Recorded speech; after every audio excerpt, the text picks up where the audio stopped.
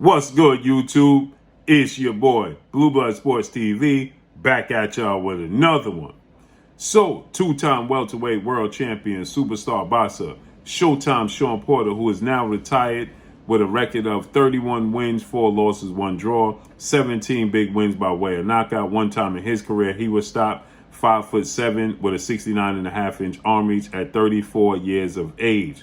With that said, Shawn Porter, he did an interview, sat down with the legend Brian Custer of Showtime, the analyst. Brian Custer's an analyst for ESPN. He's an analyst for Showtime Boxing. He's an analyst for the NBA basketball. Brian Custer is a legend in the game.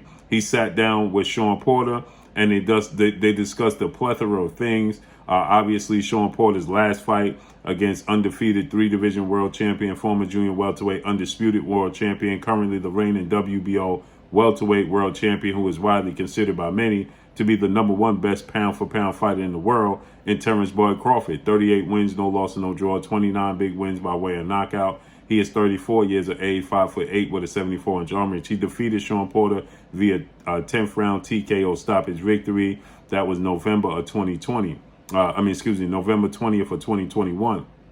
And Shawn Porter, he discussed his father, trainer, manager Kenny Porter, stopping the fight, waving the white towel, and he, was unhappy with the decision. Obviously he felt like, his father had, a point that he wasn't pushing it in the training camp, and he felt like, he gave it, his all still, but his father felt like he left something in the gym, but he still said that he had a great training camp preparing for Terence Crawford. And obviously there was a huge fight that took place this weekend, a unification bout between newly crowned 3-belt unified welterweight world champion superstar boxer, who is widely considered by many to be top 3 best pound-for-pound fighters in the world, in Errol the True Spence Jr. Errol Spence Jr. is now 28 wins, no losses, no draws, 22 big wins by way of knockout. He is 5'9.5" with a 72-inch arm reach at the age of 32 years of age. He just recently beat, this past Saturday, former WBA welterweight world champion Cuban star boxer Yordenis Ugas via, oddly enough, 10th round stoppage. Okay, so with that said, Shawn Porter, he has faced Errol Spence back in September of 2019. He faced Terence Crawford November of 2021, and he faced Yordenis Ugas back in March of 2019, and he beat Yordenis Ugas split decision. He lost a close fight to Errol Spence split decision, and he lost a TKO stoppage victory. Now, the biggest fight, Errol Spence is now the unified 3-belt holder, and the biggest fight in the sport of boxing was already Errol Spence versus Terence Crawford. Okay, it has gotten even bigger, seeing as though now it's for undisputed. Okay, all the marbles are on the line. Okay, and history, because the last undisputed champion in this division, this is a glamour division, was Hall of Famer Zab Super Judah, and Zab Judah is a 3-belt undisputed champion. The WBO wasn't a major belt when Zab Judah became undisputed at that point in time. So this would be the first time we'll have all 4 major sanction belts unified for undisputed with the ring linealship. Okay, and history is on the side. So Errol Spence, he obviously states that he wants to create history. He wants to build his legacy, and Terence Crawford feels the same way. So Shawn Porter, he weighed in on the fight. He said the toughest fight he had was Terence Crawford, not because of Terence Crawford's physicality, but the mental aspect and the ring IQ of Terence Crawford and how he's calculated in the ring. Then he stated that, Errol Spence has more power than Terence Crawford, though. He said physically Errol Spence is stronger than Terence Crawford. He has more punching power than Terence Crawford, but the calculation of ring IQ is what he's attesting and giving the edge to Terence Crawford for. And the reason being is because Shawn Porter, he stated that if you watch Errol Spence, he chooses to fight his opponent's fight. He wants to prove a point by fighting his opponent's fight, where Terence Crawford is going to make you fight his fight. So he stated that you look at Errol Spence, his fight with 4-division world champion Mexican superstar boxer Mikey Garcia. He fought Mikey Garcia fight. he fought Mikey Garcia as a boxer. He wanted to prove a point and outbox Mikey Garcia, who was the smaller guy, opposed to him imposing his size and his strength and his will on Mikey Garcia.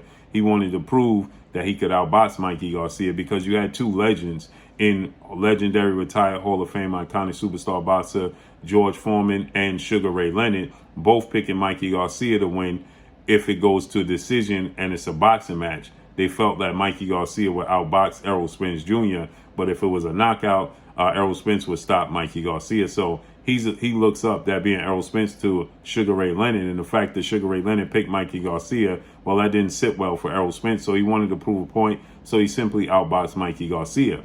And everybody, he said, then you look at my fight with him, everybody was saying he can't deal with the physical nature. He's never been in the ring with somebody as physical and, aggressive as Shawn Porter. And so he said, when he fought me, he fought my fight. Okay, he chose to fight my fight.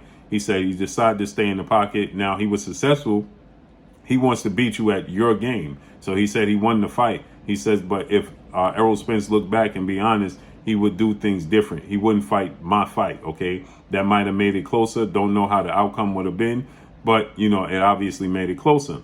He said, then you look at history tells you that he wants to prove a point and beat you at your game. He said the difference is Terence Crawford, he wants to beat you at his game. He don't want to beat you at your game, okay? He said, so that was the difficult part about dealing with Terence Crawford, was that Terence Crawford beat you at his game. Errol Spence wants to beat you at your game. So he says when they match up against each other, is Errol Spence going to be looking to beat Terence Crawford at his game, or is Errol Spence going to be looking to beat Terence Crawford at his own game? Okay, is he going to be looking to beat Terence Crawford at Terence Crawford's own game, or is he going to fight his fight? That could be the difference. He said, we know Terence Crawford is going to come in and he's going to look to beat Errol Spence at his own game, not play the game of Errol Spence. Now, there's a slight thing I have to differ with Shawn Porter on that. And the reason I say this is that Shawn Porter, forced Terence Crawford into a fight. And emotionally, Terence Crawford wanted to fight Shawn Porter's fight a few times in that fight.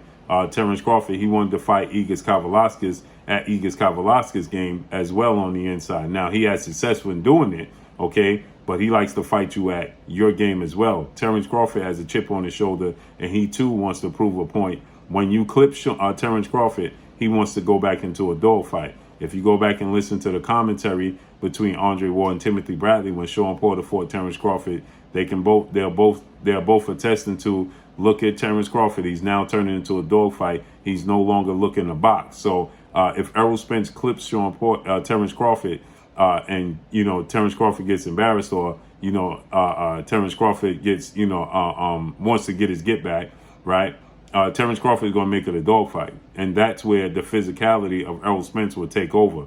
And unlike everybody else, like Shawn Porter said, that Errol Spence hits harder than Shawn Porter. So if he decides to get emotionally and fight like he did Ugas Kavaliauskas and Shawn Porter and tussle and wrestle with them on the inside against Errol Spence, then Errol Spence is a naturally bigger, stronger guy.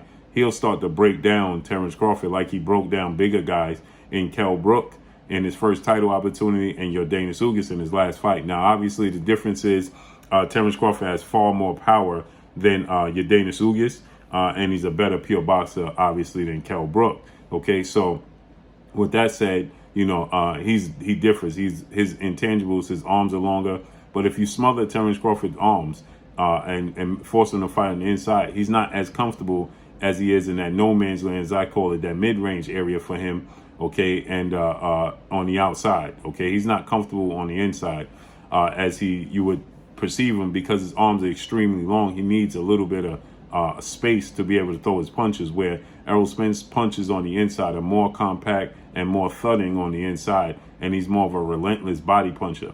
But like Shawn Porter also stated that, Errol Spence leaves himself open at times to counter. When he goes transitioning from offense to defense, he doesn't do it very well and very disciplined at times. He leaves himself open to get clipped and countered. Yordenis Ugas was clipping him and countering him. Yordenis Ugas was going to the body and having success as well.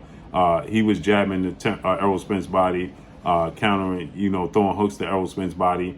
Errol Spence was leaving himself open because he's very offensive minded, okay? And when he's transitioning from offense to defense, he has these lapses where you can clip him, right? So Shawn Porter is saying that if that's the case with Terence Crawford and the power that Terence Crawford possesses in both hands, that could be a problem for Errol Spence, okay? But he stated that we got to see how Terence Crawford responds to the physical nature and the power of Errol Spence. Is he going to be as relentless to let his hands go, or is he going to be more cautious, okay, on the inside? He was letting his hands go against Ugas Kavaliauskas and against Shawn Porter, but is he going to do that against Errol Spence Jr., okay?